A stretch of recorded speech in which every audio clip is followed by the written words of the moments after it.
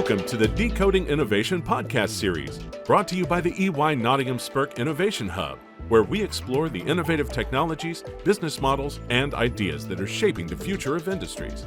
During each episode, we meet with stakeholders at the cutting edge to discuss innovations in their space, challenges they need to overcome, and their outlook on the future.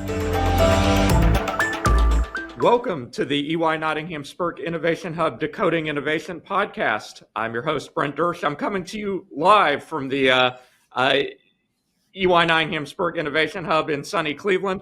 I am really excited today to be joined by my guest, Sheena Iyengar.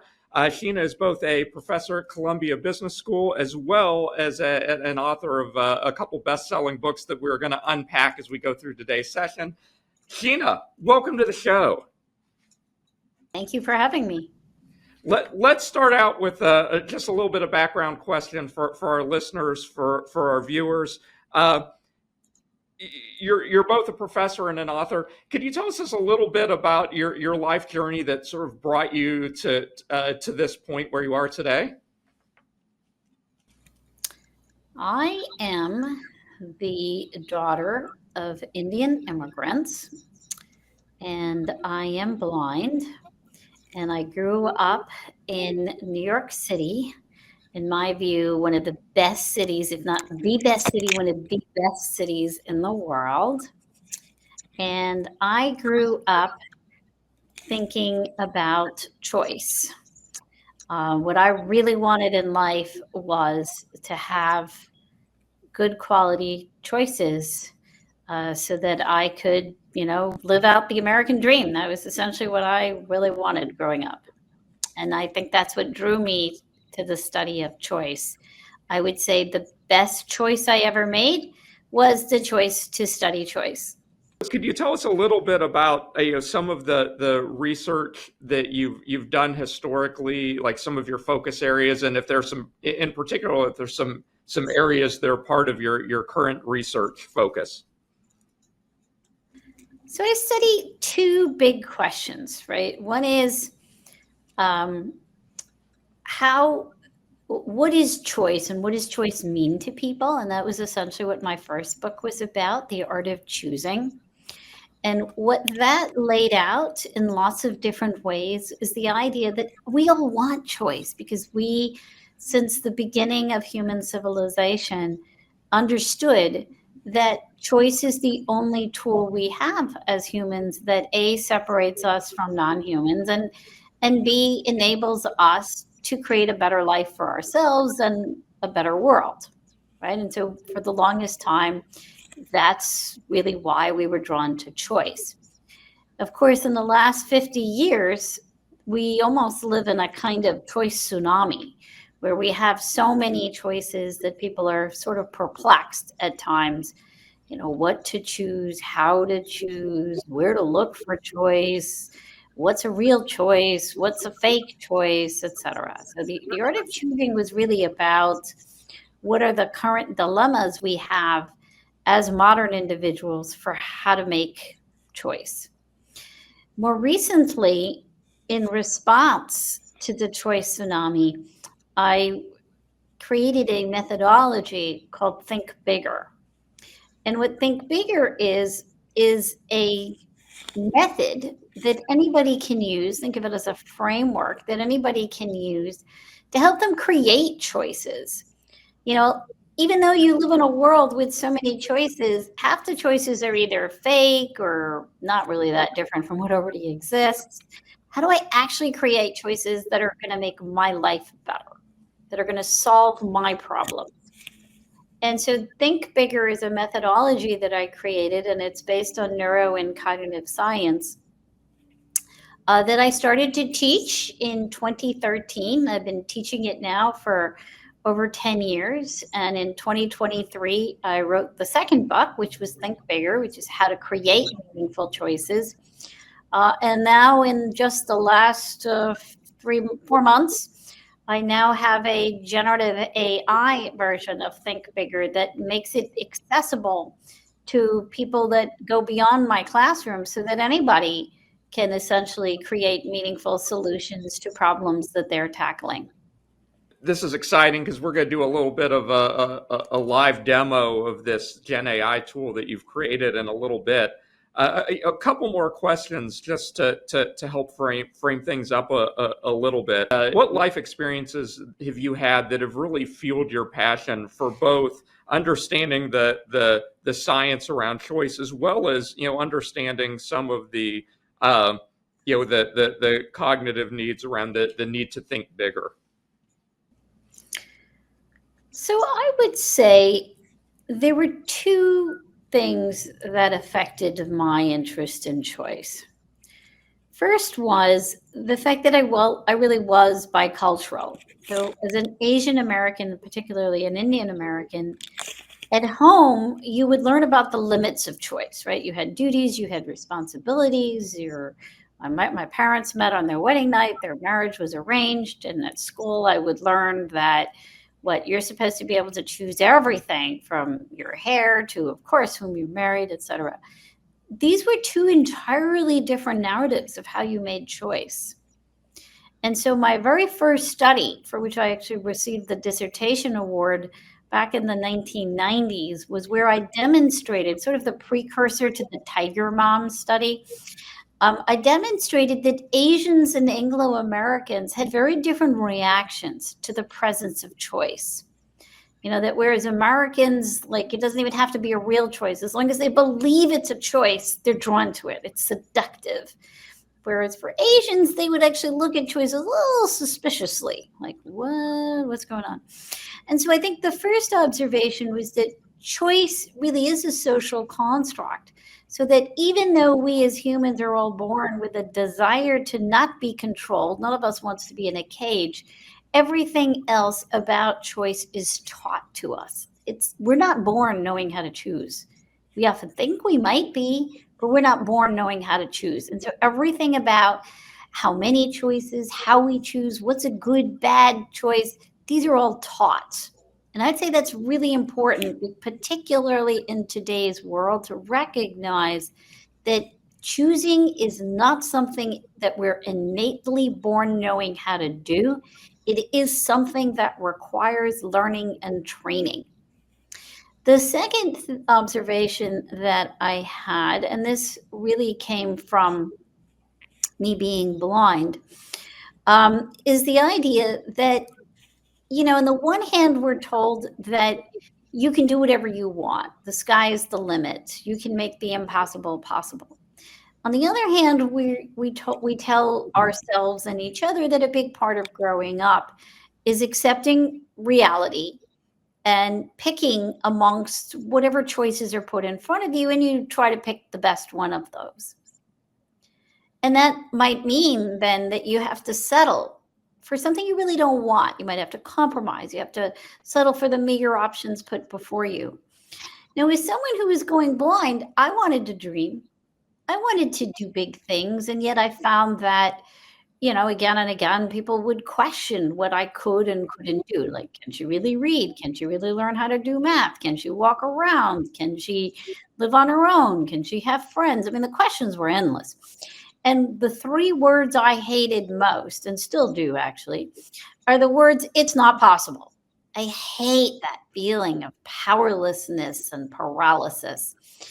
And so I would say that desire to get rid of the words, it's not possible, fueled my interest to study choice, primarily with an eye towards helping to empower people with choice. That yes, choice has its limitations.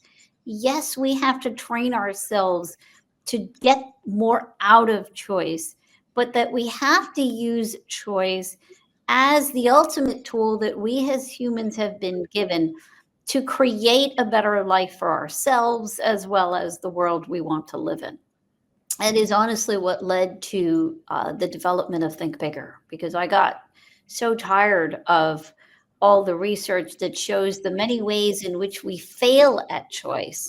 I wanted to create something which would enable people to see how to succeed at choice. So, Sheena, I know one of the areas you've researched that's been a big focus of some of the publications you've worked on is the too much choice phenomenon. Could you help us unpack that a little bit in terms of what the practical implications are for us, both as consumers that are living in a world with overwhelming amounts of choice, but as well as business professionals who are dealing with just a myriad of options before us every single day? So we live in a world of a lot of choice, right? When you look at how many choices you have on dating apps, I mean, imagine how complicated that's become. We have over 6,000 different dating apps now, the world over. Starbucks has over 100,000 different drink combinations. So that really has been a big sea change in the last 25 years, how many choices we have. Back in the 1990s, when I was a PhD student at Stanford, I did at that time, it was really a small sort of exploratory study. And I did a study at a upscale grocery store. And the study now has been dubbed the JAM study. And what we did was we put out a little tasting booth right near the entrance of the store, where we either put out 6 different flavors of jam or 24 different flavors of jam. And we essentially looked at 2 things. First, in which case were people more likely to stop and sample some jam? And second, in which case were people more likely to buy a jar of jam? And it turned out that more people stopped when there were 24 on display, 60%, as compared to 40% when there were 6 on display. But when it came down to buying behavior, of the people who stopped when there were 24 on display, only 3% of them bought a jar of jam. Whereas of the people who stopped when there were 6 on display, 30% bought a jar of jam. Now, this was the first illustration of the idea that even though people are initially more attracted to a larger display of options, when it comes down to buying behavior, they're more likely to buy when they have less than when they have more.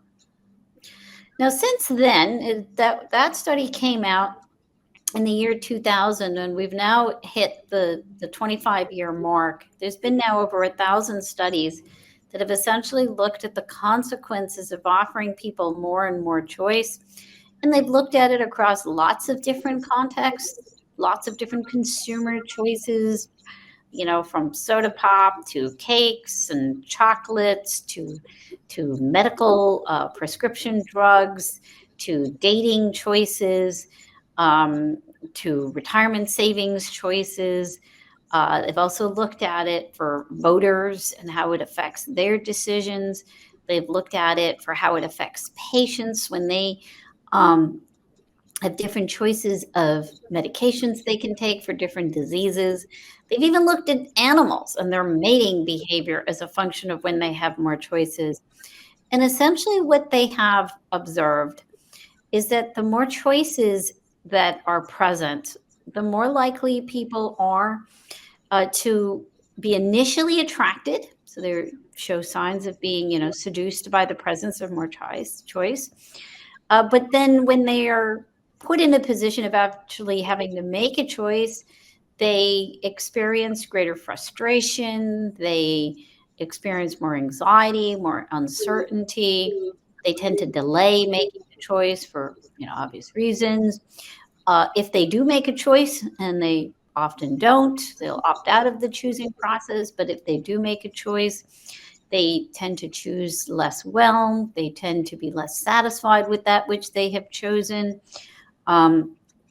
Patients who choose from 10 different potential drugs for their medical condition actually report experiencing more side effects than people that are choosing from 2, and that's even though they have actually all been given a placebo. Animals tend to mate less as the number of mating options go up. So it's really quite remarkable how pervasive the phenomenon is. And I would say in a nutshell, as the number of choices rise, we don't know what we want, and we don't know how to differentiate between the options, and so we get a little overwhelmed. So it gets harder and harder or more challenging to make individual decisions. Is there also a cumulative kind of decision fatigue effect where the more decisions you have to make back to back, the quality or speed or, you know, confidence in those decisions, does it change over time if there's lots of decisions involved serially?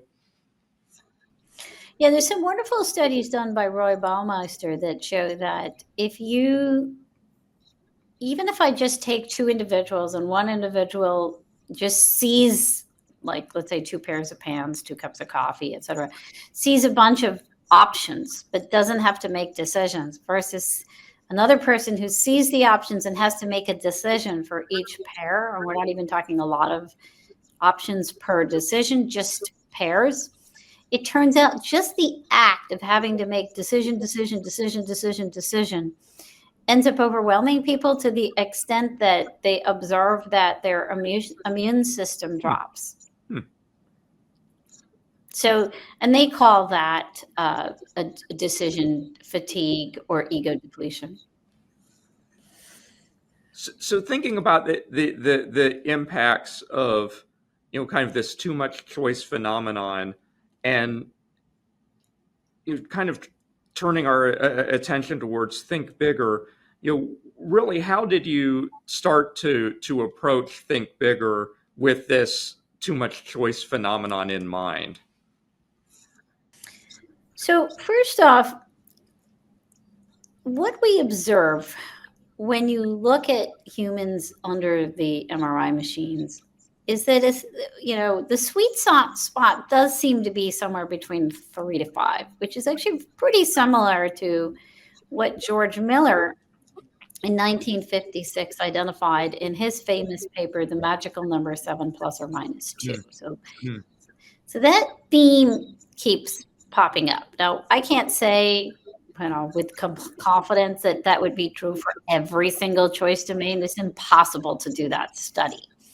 I'm just saying that pops up a lot.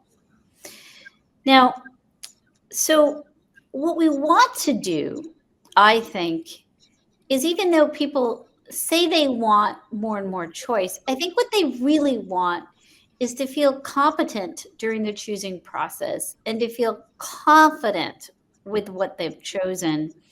And if there isn't an option available for them, they want to have the wherewithal to create a meaningful choice.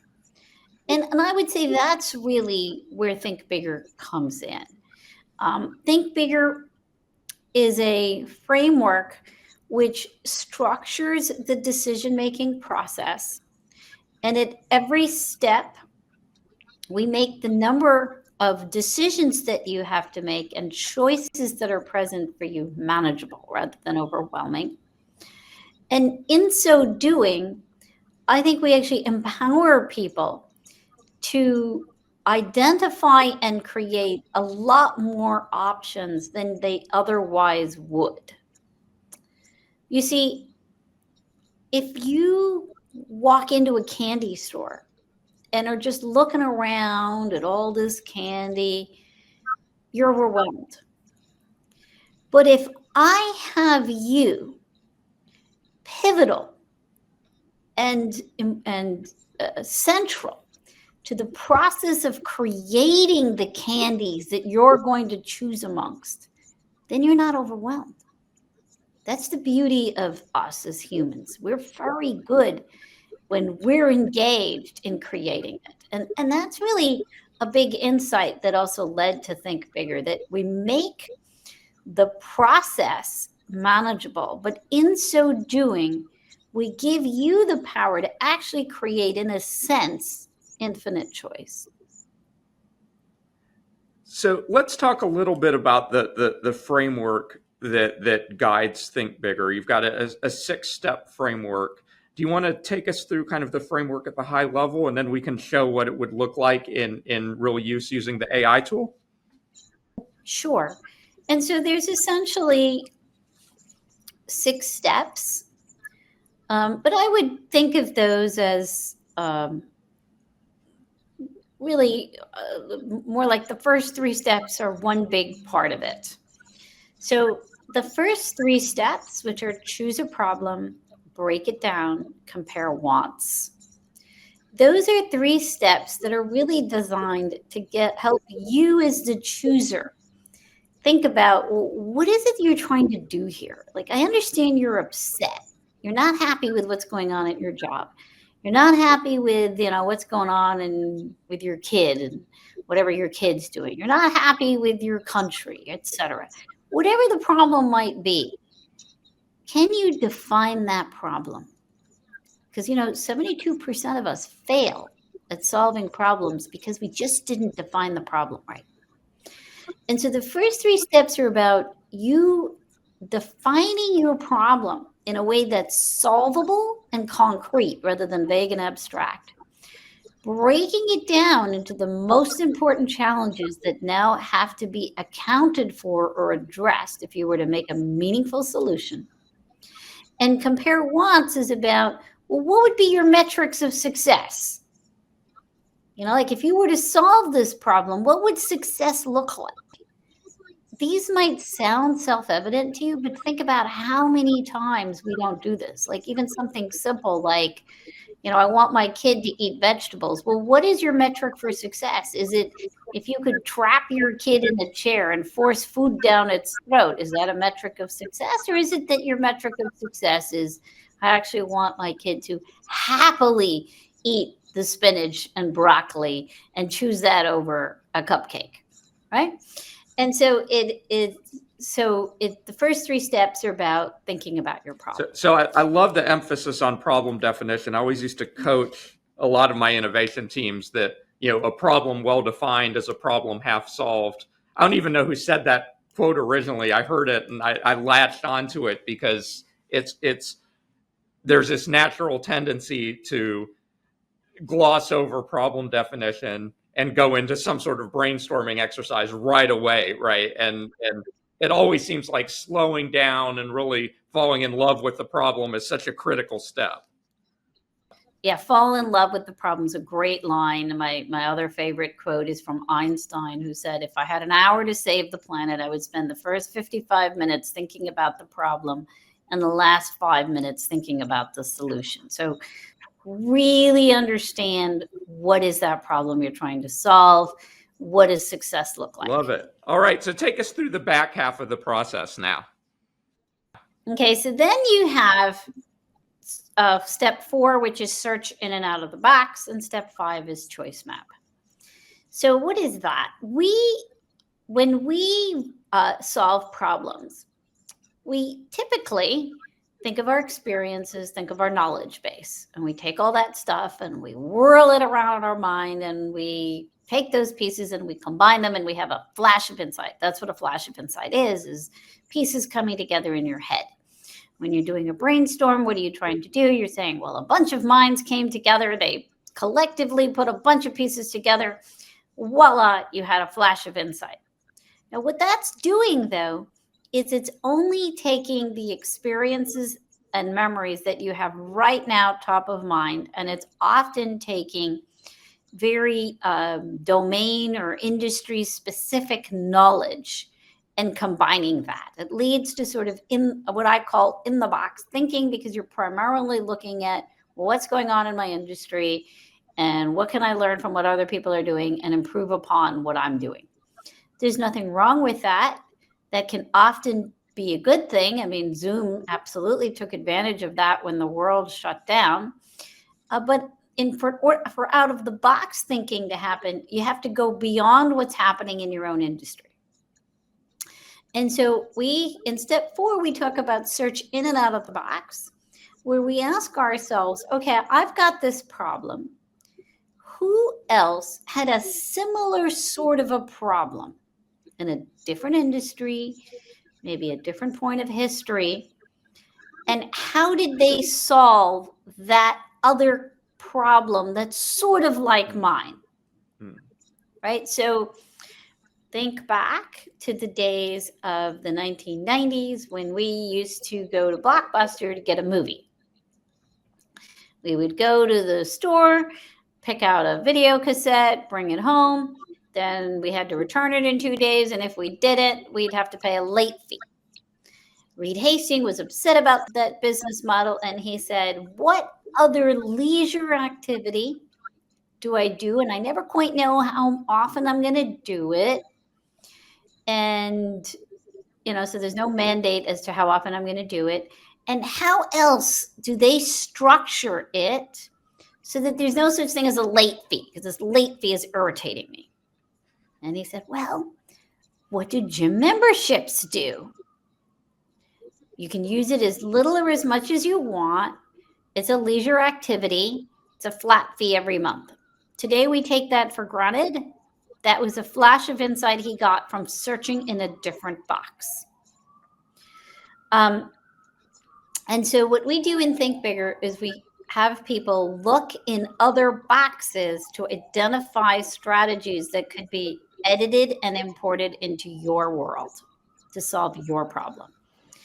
And choice mapping is simply combining pieces from your industry as well as from other boxes to create an unexpected solution. So that's the next big part of Think Bigger. And then the last part is you now use that system of getting pieces outside and inside, and now you, almost like a kaleidoscope, create lots and lots of different options, lots and lots of different ideas. You compare and contrast them against your metrics of success, because you never want to pick something that goes against your original goals. And now you find an idea. Now, we have a tendency when we have an idea to, walk up to somebody we care about, let's say our kid, our spouse, our dog, and say, what do you think of my idea? And then they're like, oh, that's great. And then we're very pleased with ourselves. And if they hate it, then obviously they don't know what they're talking about. And so what we do in step 6 is something we refer to as the third eye. And the third eye says, it's not really relevant to me if you like my idea, if you hate my idea. That's not teaching me anything. What I need to really understand is when I describe my idea to you, what do you see? And how would you in turn describe my idea back to me or to a third party? Because if I want to know if my idea is sticky, if my idea has legs, it needs to go beyond my head. Others have to be able to communicate it in their own words in ways that builds on what I came up with. And that's the real litmus test. And so the 6th step is the third eye. It's going to others, describing your idea, and seeing how that idea sounds from others' mouthpieces. So, Sheena, you did a great job of taking our viewers and listeners through the overall framework behind Think Bigger. And I know that you and your team have been working to create a tool using GenAI that helps bring that framework, bring that process to life in a very, very practical way for teams that are working through innovation processes. So what I'd like to do now, and this will be, the first time we've ever done this on the podcast, is turn it over to you and Ingrid to take us through a live demo of what this tool looks like and how it works. Thank you so much. So I'd like to introduce you to my co-founder, Ingrid. She and I and a couple of others, a software engineer, have been putting together a generative AI, a Think Bigger app that helps you do the very steps that I just described to you. It helps you do that in a matter of minutes, and you can apply it to any sort of business problem that you might have. So let's pick, a problem that maybe everybody can relate to. It's my local coffee shop, and I want my local coffee shop to succeed. So the coffee shop that's right here where I am is called Dear Mama. And so the problem I want to solve is how do I increase the number of customers that go to Dear Mama, so that Dear Mama becomes the #1 coffee shop for Columbia faculty, staff, students, our entire Morningside community. And so the way this app begins is you start by putting in a problem.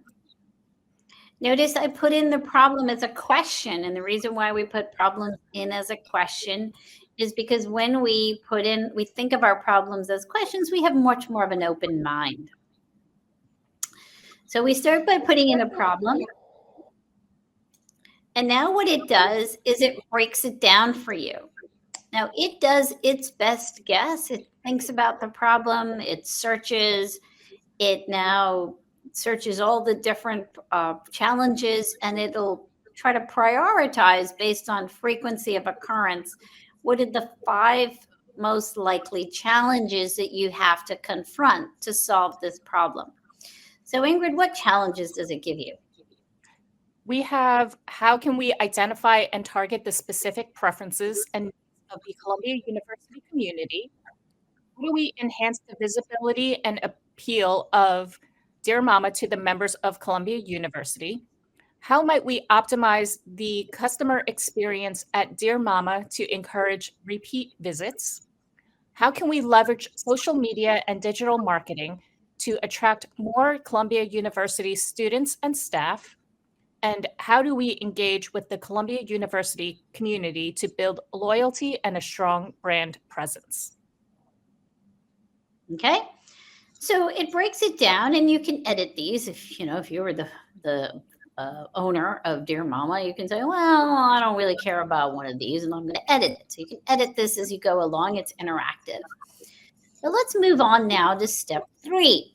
And in step 3, you have to think about who are your stakeholders. So let's imagine I'm taking on the role of the owner of Dear Mama, and my target, meaning my customers, my target are going to be members of the Morningside community, the Columbia University community, because this is a coffee shop in a university area. It will also ask you if you have third parties in mind. And for a mom and pop shop, you may not have too many third parties, but obviously if you're a bigger business, you often have government regulators and investors, et cetera, as your third parties. But for now, we'll keep this simple. These are our 2 parties. And now what it'll do is it will identify for you the needs of each of these stakeholders. Right? Because a lot of times we, as problem solvers, tend to only think about what we want as the leaders, or what our customers might want, or what our boss might want. We may not think of the needs of across all the various stakeholders. So what this does is it gives you its best guess for what the needs might be. So Ingrid, you want to tell us some of the needs that have popped up? Sure. For the community, we have to enjoy a welcoming atmosphere that fosters community engagement. There's also to have convenient facilities for studying and meetings. For the owner, it might be to increase customer retention with loyalty programs and promotions. And we also have to enhance menu offerings to cater to diverse customer preferences. Mm-hmm. And what it does is it also gives you a site, a place where you can hit the button, and it'll show you the sites. Like how did it come up with these needs, so that you don't have to wonder, well, how did it come up with this stuff? It actually tells you where it found these, and you can edit these. Right? Again, as the owner of Dear Mama, you may have much better specificity about what your needs and wants are. So thus far, what's happening here is it's helping you think through the problem, because a lot of times simply having something prompt you to think of what's the problem, how do you break it down, just doing this much helps you get past that initial hurdle, that initial intimidation to even start a problem. This gets you started. You're starting to think, you're now off to the races. But let's imagine that thus far everything is in line. And I'm going to continue. So I'm now ready to think about what are some potential solutions. So now what it's going to do, it's going to give you what we call the choice map. So remember steps 4 and 5 were search in and out of the box and choice map. So we're up to the choice map. So what it does is it gives you a 5 by 5. So at the top you have the problem, and along the left column you have your 5 subproblems. And obviously if we had edited these subproblems, it would have been the edited subproblems. And now what it does is in the first column, it gives you different strategies that are typically used in your industry. Now let's look at the second column. It's kind of giving me what's going on in industries that are not exactly mine, but they're near enough. Now, if you go all the way to the right, that's where it's really trying to say, well, maybe you want to think of some other boxes. Who else has solved sort of similar problems? And what do you have there? We have an example from Ben Franklin in the 18th century. There's also the coffee house movement in the 19th century. 19th century marketplaces. More Ben Franklin. And also an example from the Medici family. Okay. So notice how what you have here is you have strategies, and for each strategy, it gives you a reference so that you can click on that and it'll teach you something more about it. You can learn about this because I don't want you to just take me at my word. So really, in many ways, when you do a Google search or a library search or a ChatGPT search, you'll get a lot of hits, but you have to then read through it and figure out what's good, bad, true, false, relevant, irrelevant. What this is doing is it's pulling for you relevant strategies drawn from both within your industry, out of your industry, historical stuff, giving you the reference, and it's organizing it for you to make you understand why you might be interested in it, why it might be relevant. So now let's imagine you've looked at all this and you've said, oh, some of these things are kind of interesting. Now I'm ready to come up with some ideas.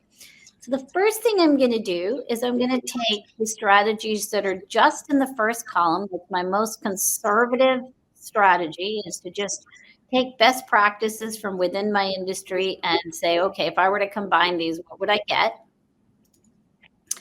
And so it's now going to combine these for you. And what it's going to pop out for you are 2 scores. The first is going to give you what we call a big picture score. And the big picture score says what percentage of the needs that you said were associated with your stakeholders would be met if you employed this strategy, this collective strategy. And it'll also give you an innovation score, which is, how out of the box did you get? So for this one, since we stay very conservative, the out of the box score should be 0. So what do you have there, Ingrid? So we have a big picture score of 43% and innovation score of 0. Yeah, so not very good. So sticking to best practices, maybe not so great. So now what we could do is we could say, well, but what if I want to do something a little different? So let's take, I'm really curious about the historical coffee house, Ingrid. Let's take that one and make a new idea with that. Let's see what happens then. And so what she's going to do, she's going to take the coffee house and then she's going to randomly pick some other ones. Now, of course, we could have taken coffee house plus a few others. If you had one in mind, you could pick the ones you most want. The coffee house one stuck out for me, so I'm going with my biases.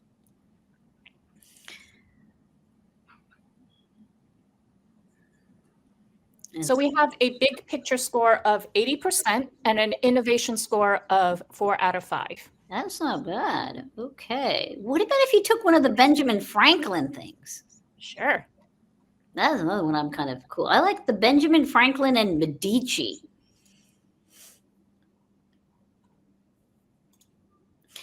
And, honestly, I would say if you look at history, the most successful innovations, no matter what point in history you take, the most successful innovations are usually a mix of the stuff within industry that are expected, a mix between that and just one or two things that are unexpected.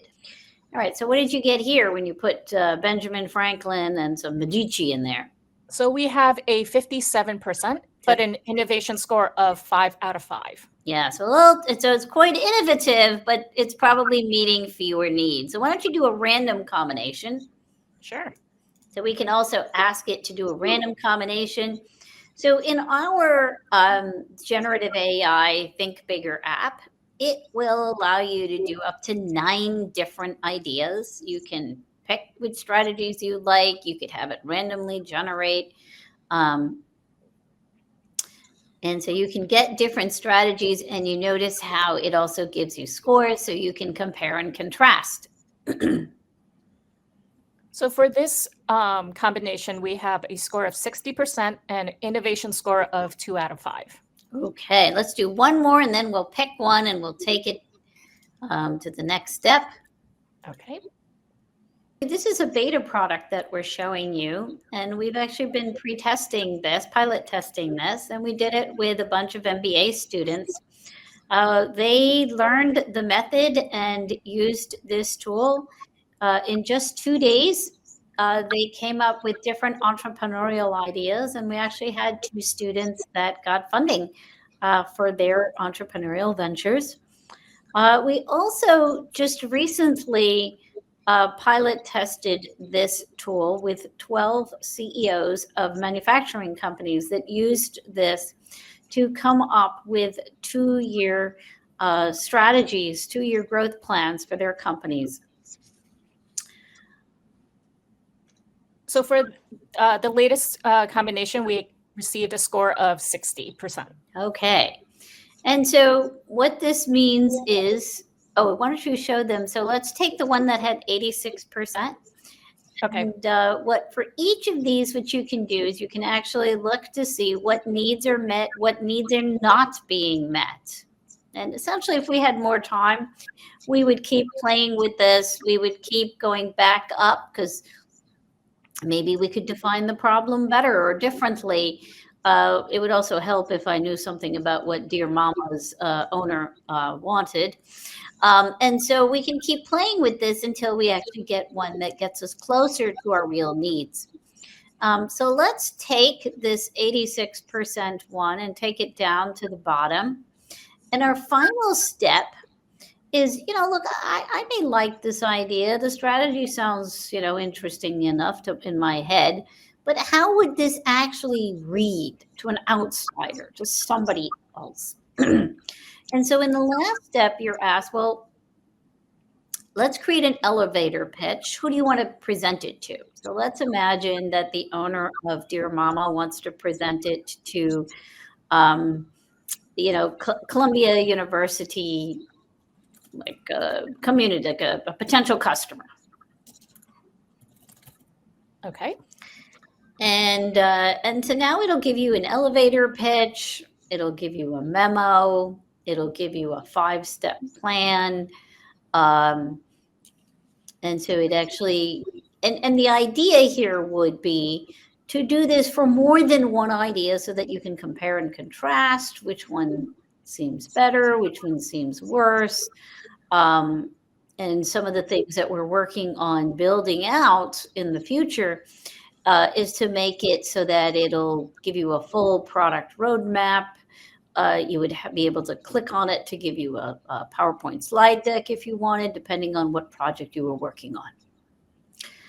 So there you have it, our Think Bigger demo.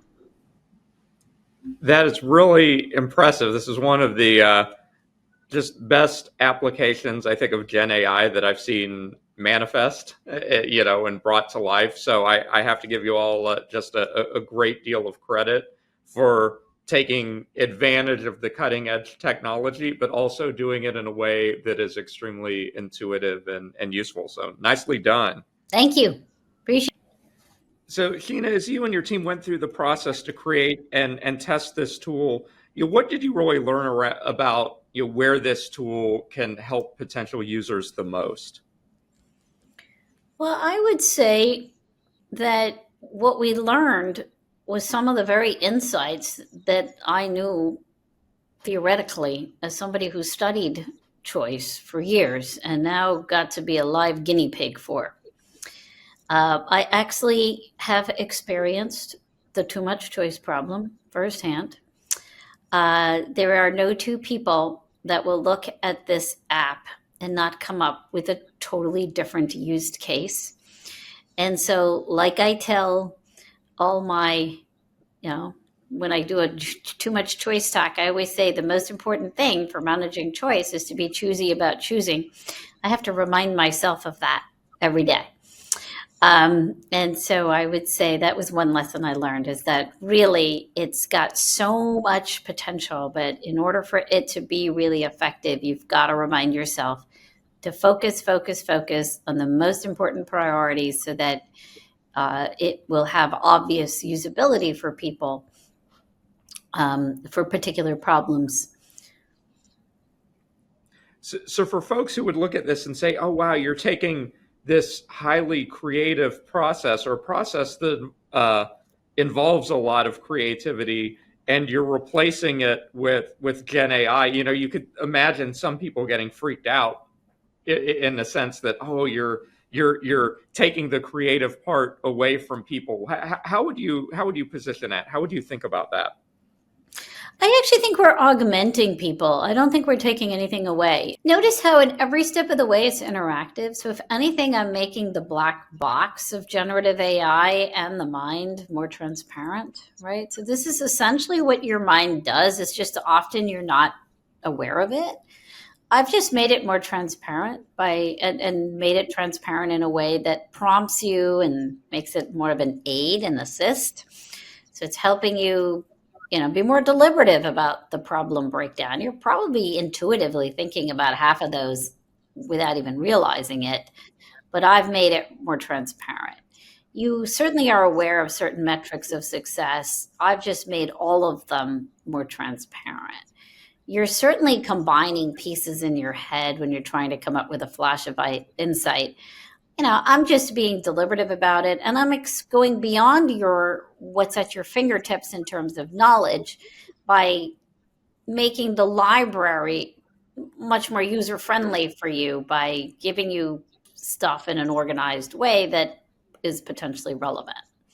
So I really see this more of as an assist than as something that, if anything, I would hope that this makes being creative easier and more fun.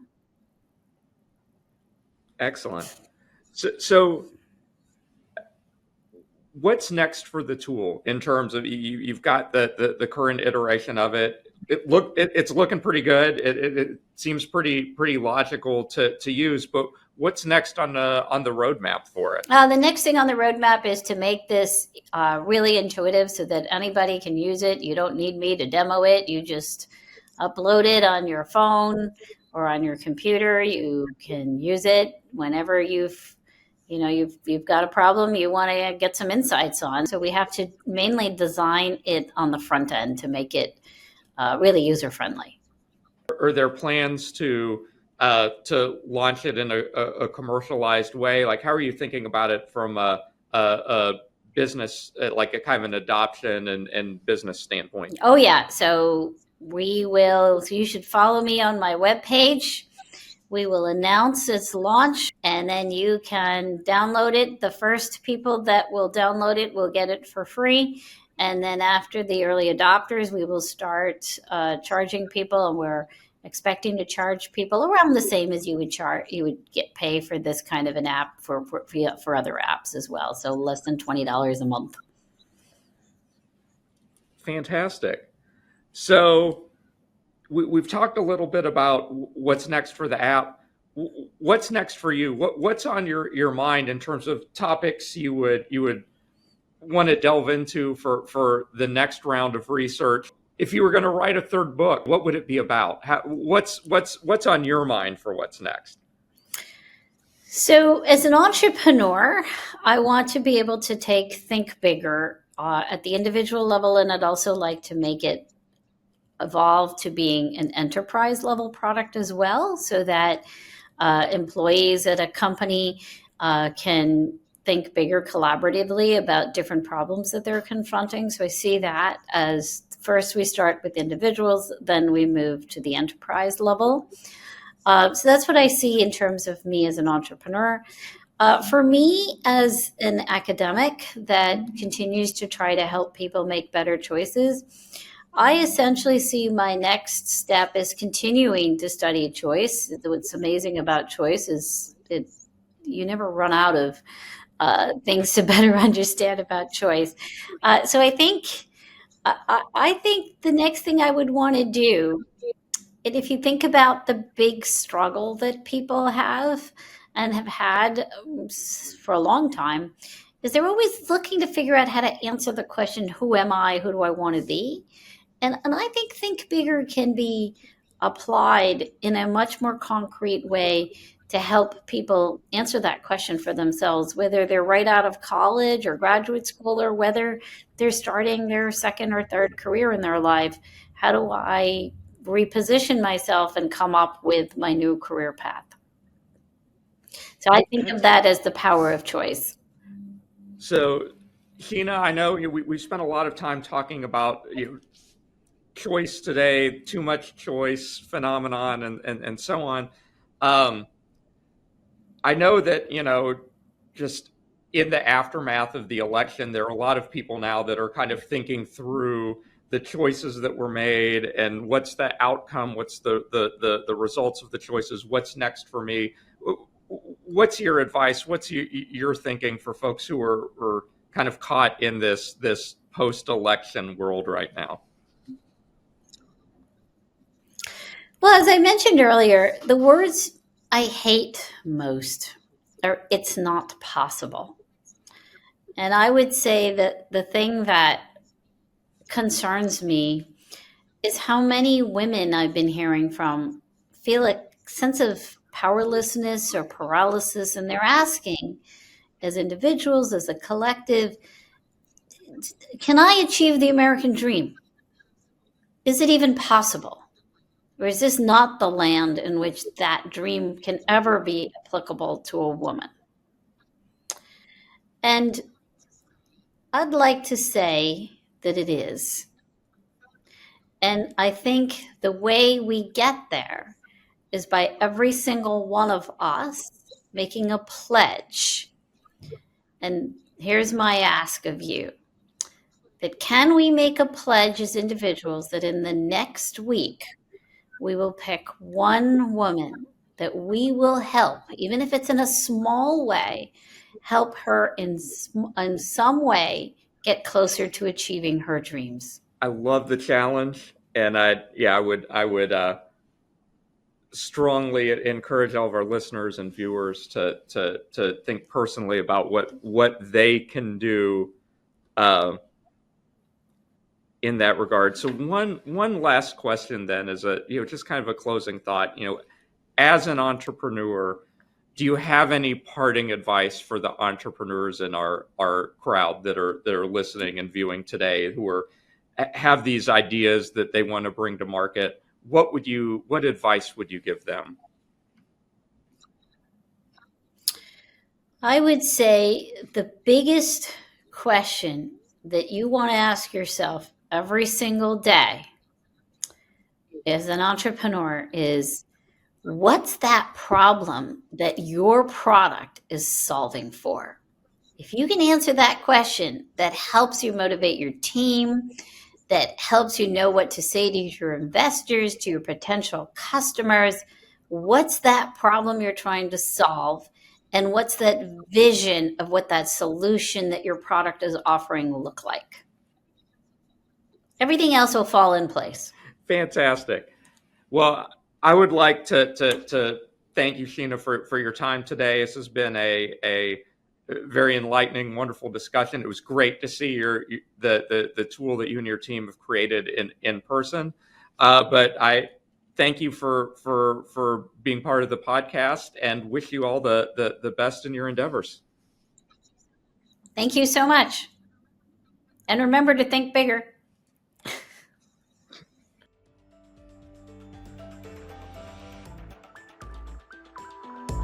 The Decoding Innovation podcast series is a limited production of the EY Nottingham Spurk Innovation Hub, based in Cleveland, Ohio. For more information, visit our website at ey.com/decodinginnovation. If you enjoyed this podcast, please subscribe, leave a review wherever you get your podcasts, and be sure to spread the word.